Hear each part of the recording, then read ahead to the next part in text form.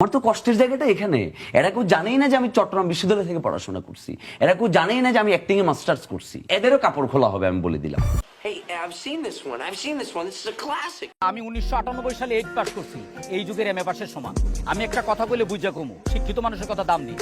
আমি এই এলাকার একমাত্র শিক্ষিত লোক। 1998 সালে 8 পাস করছি, এই যুগের এমএ পাসের সমান। আর তুই আমার পাশে এসে দাঁড়াইছ, আমি হইলাম এই এলাকার একমাত্র শিক্ষিত লোক। 1998 সালে আমি 8 পাস করছি, এই যুগের এমএ পাসের সমান। আপনারা কিন্তু আমারে বাদেও বুঝলেন না। কি হইছে বল্টু ভাই, এই হাসপাতালে সবটি ডাক্তার ভাগ গ্রামের মানুষের কিডনি গুন্ডি লইয়া টাকা না দিয়ে চলে গেছে গা। আপনি আপনার টাকা পাইছেন? আরে বেটা, আমি তো একজন শিক্ষিত লোক, আমি তো তোর মতো মূর্খ অশিক্ষিত না। বলতো এই কাকা, তুমি কি হাসা হাসা 10 লাখ টাকা পাইছো তো? এই যে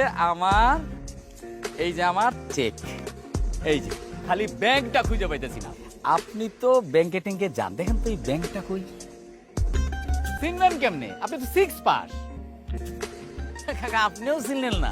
চিনবেন কেমনে? আপনি তো চরিত্রে ঝামেলা। এত কিছু চিনি, আর এই সোনার ব্যাংকটা কই, এইটা চিনলাম না।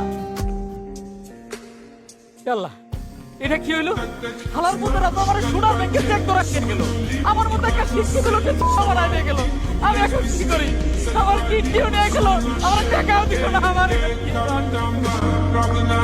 Черный каскад, вижу твой взгляд, стебель горят, мог тебя взять, ты не моя, так